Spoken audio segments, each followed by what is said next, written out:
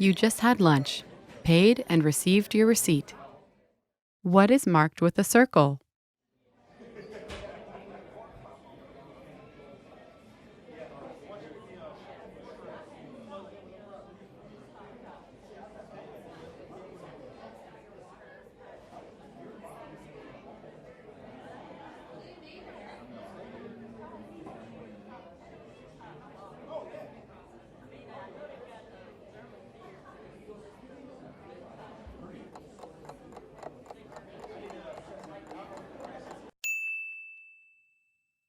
What is marked with a circle?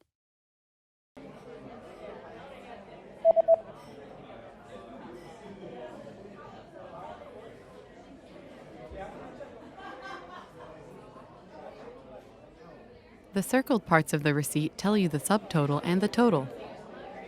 Subtotal, total.